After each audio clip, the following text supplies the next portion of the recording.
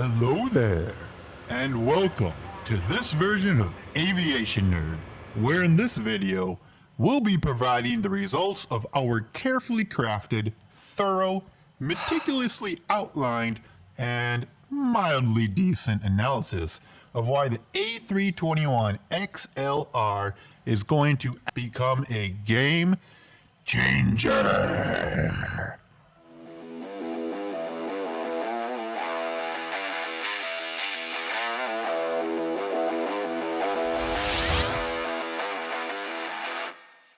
First things first, what does XLR at the end of A321XLR stand for? And if you already know, congratulations, you're a bona fide aviation nerd. Turns out it stands for extra long range. This is significant because the 321 extra long range, XLR, has the ability to fly approximately 15% further than the long-range 321, the 321LR, which has an extended range of thousands of miles more than the 321neo.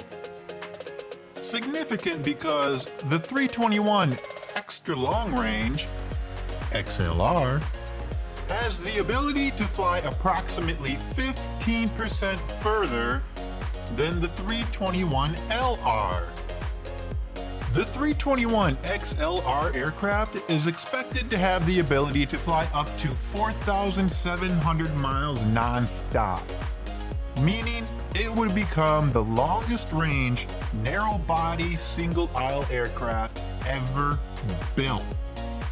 And this is why airlines are literally foaming at the mouth to get their hands on one. As evidenced at the 2019 Paris Air Show, which without any doubt, this aircraft was the biggest hit of the entire air show. This is key because the Paris Air Show is typically seen as the annual coup d'etat, where airlines place big orders for new aircraft manufacturers show off their newest aircraft types, and it's basically Christmas in June for aviation nerds. At the conclusion of the Paris Air Show, Airbus walked away having secured commitments from 10 different customers for new orders, or the conversion of existing orders for 243 321XLRs. Dang! That's pretty impressive. And while analysts expected a strong showing and a lot of interest in the 321XLR, the results pretty much exceeded and blew expectations out of the water. So, what's so great about this aircraft? Well, for starters, the main selling point is the fact that there is now an aircraft available with a seating capacity between 180 and 220, depending on how an airline configures it, that can now fly distances no other aircraft with a similar seating capacity can, and do it profitably. For example, if an airline wants to fly Honolulu to Houston, that airline is going to have to use a wide-bodied aircraft, something like a 777, 787, A330, A380, etc., in order to be able to fly that route. Which then means that airline is going to have to allocate a rather large aircraft for that route, meaning more seats to sell and fill up. And filling all of those seats isn't necessarily the problem. The problem lies in the fact that in order to generate enough revenue by filling all of those seats, in order to make a profit, is gonna be pretty challenging. I mean, using the Honolulu-Houston example, United could fly the route 4 times a day on a 777-200, and Hawaiian could fly it 2 times a day on an A330. And collectively, the two airlines could get an average fare of $125. And I mean, who wouldn't fly Honolulu to Houston for $125 each way, right? I mean, it's Hawaii. You get to get out of Houston and go to Hawaii, right? That's awesome. But I digress. Even though these two airlines could have a very strong load factor for the route, let's say 95%, but they'd very likely be losing millions upon millions of dollars each and every single week they operate the route if that scenario were to play out. Okay, so why are you telling me this? Well, because a route like Honolulu-Houston with the 321XLR now becomes a much more viable and realistic option to fly, especially from an economic and financial standpoint for an airline like, say, Hawaiian, or even United itself, which currently flies the route once a day on a 777-200. Let's say United, if they were to order the 321XLR, could then swap out that 777-200 with a 321XLR and put that 777 onto a more lucrative long-haul international route, of which United just so happens to fly quite a few. Just check out our other video, Top 5 Most Expensive Routes to Fly a US Carrier on. United just so happens to have 4 of those top 5. And with minimal premium traffic on a route like Honolulu-Houston, United would have a much higher probability of optimizing that 777 premium cabin on a route that isn't overwhelmingly dominated by leisure traffic, such as Houston-Honolulu. Now you might be thinking to yourself, but if United swaps out the 777-200 for the 321XLR, United won't have nearly as many seats on the route anymore, which may entice another airline like, say, Hawaiian to begin service on that route. And that is 100% true. However, what United would most likely do is swap out the 777, place it on a more lucrative long-haul international route, and use 2 or 3, maybe even 4 321XLRs to fly Houston-Honolulu in place of that one 777-200. And it would be a win for United and a win for travelers, as United would then be offering travelers more than one option they could choose from when deciding what time they want to depart Houston or Honolulu from and arrive into the opposite city. And in addition to low, cheap fares, the second thing travelers love is options, especially when it comes to flight times. And for United's crucially important Houston-based customer, the more flight options United can offer them, the more likely they are to remain loyal to United. And as we already pointed out, freeing up that 777-200 to fly a more lucrative long-haul route with more business and premium traffic means that asset is being better optimized to generate stronger revenue results for United. Whew. Okay, moving on from that brief lesson in network planning and revenue management and getting back to the main reason airlines are jumping all over themselves for the 321XLR, it also gives them flexibility. Flexibility to better utilize their fleet and allocate aircraft more optimally from both operational and economic perspectives, and flexibility in allowing airlines to fly routes with a higher probability of making a profit in routes that otherwise would not be possible if flown on a different aircraft type, thus translating into what really gets an aviation nerd's blood flowing. Oh God, I love this! More exotic routes being flown non-stop. I mean, just think about it. Can you imagine? Routes from New York City to practically anywhere in Europe, Brazil, and Western Africa on a narrow body. Or how about Chicago to most of Europe and Hawaii on a narrow body? Just think of the possibilities. And when we think back to what the 787 did in allowing long, thin routes to be flown and still make economic sense. Routes like Nashville to London Heathrow on British Airways, or London to New Orleans on British Airways, or how about Auckland, New Zealand to Chicago O'Hare on Air New Zealand, or maybe San Francisco to Chengdu, China on United. Or then there's London Heathrow to Perth, Australia on Qantas.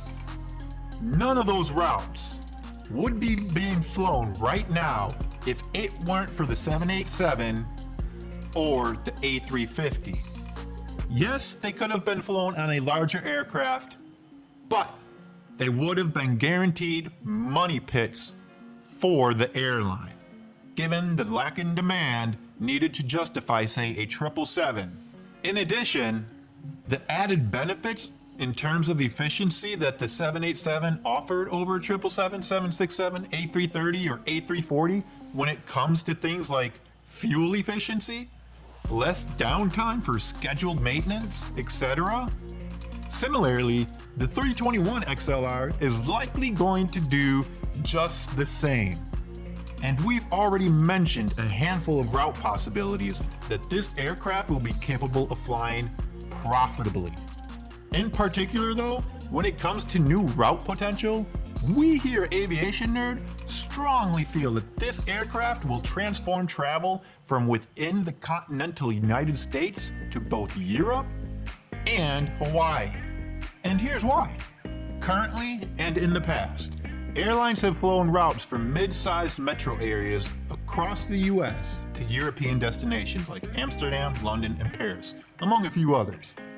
At present, it's quite challenging for an airline to fly a route like, say, Amsterdam to Memphis, like Northwest did on a DC-10 a decade or so ago, because A, there's not enough demand on a route like that to profitably fill up enough seats on an aircraft with that much capacity. B, even with an A350 or a 787, those aircraft are still too large for a route like Amsterdam-Memphis. And on top of that, the opportunity cost of placing an A350 or a 787 on a route like Amsterdam-Memphis is just too significant. Those planes can be much better allocated on other routes that aren't as thin and have way more demand on them. But with an A321XLR, a route like Amsterdam-Memphis is all of a sudden a very realistic and potentially viable route for an airline to fly. And as you look across the United States, there's a plethora of Amsterdam-Memphis-like routes just ripe for the picking, especially looking east of the Mississippi from cities like Indianapolis, Milwaukee, St. Louis, Nashville, Pittsburgh, Cleveland, Baltimore, New Orleans, Tampa, and Memphis itself, among others, who could very likely support non-stop service to Europe with a 321XLR. Then, if we consider the possibilities that the 321XLR opens up to Hawaii, for example, non-stop service from Honolulu, Maui, Kona, or Lihue to places like Reno, Colorado Springs, Albuquerque, and a slew of other smaller cities up and down the West Coast, many of which currently have no or very limited at best non-stop service to Hawaii, the ramifications are huge. And frankly, I would not be surprised in the least bit to see Hawaiian Airlines place an order for the XLR within the next year. Whether that's in the form of converting any existing orders that they might have with Airbus, or an all-new order altogether. And at the risk of being overly blunt, we'd expect Hawaiian to make such a move much earlier rather than later, especially because they need to signal to carriers like American, who just ordered 50 321XLRs, this. Apologies for the poorly created hypothetical scenario. Hey, I hope you weren't planning on flying those new XLRs to Hawaii on a bunch of new routes like, say, Las Vegas to Lvly or Reno to Honolulu, cause, yeah, we're going to be putting our brand new XLRs, which we've ordered, on routes just like that. Basically, if Hawaiian doesn't order this aircraft and order it soon, we're not trying to be overly dramatic, but it could very well spell the beginning of the end for Hawaiian Airlines. In addition to the reason we just gave in our hypothetical scenario a moment ago with American and Hawaiian, non-stop service from the mainland to Kona and Lihue is quite limited, especially to places other than the main gateway cities on the West Coast like LA, San Francisco, Seattle, and so on. So, Hawaiian is able to fly and connect many of the mainland travelers via their Honolulu or Maui hubs to both Kona and Lihue. With the 321XLR, all of a sudden, way more people will be able to just fly straight to Kona and Lihue non-stop from numerous mainland cities, thus no longer necessitating the need of Hawaiian's Honolulu or Maui hubs. At least not to the degree with which they're currently at. And when you're an airline that is so very dependent on the success of one or two of your cities, it doesn't take much for the whole thing to just fall apart like a house of cards. And that is why we say Hawaiian Airlines needs to order this plane ASAP to prevent these exact types of scenarios from occurring. So, these are the reasons why we believe the Airbus A321XLR is going to be a true game changer. It is going to open up a realm of possibilities for airlines. And like any true aviation nerd, we can't wait to see what the airlines decide to do with it. And if you haven't watched the video we referenced earlier, the top 5 most expensive routes you can fly a US carrier on, well, you're in luck, because here's a link to it. And we guarantee that if you enjoyed this video, even just a little bit, you're gonna love that one.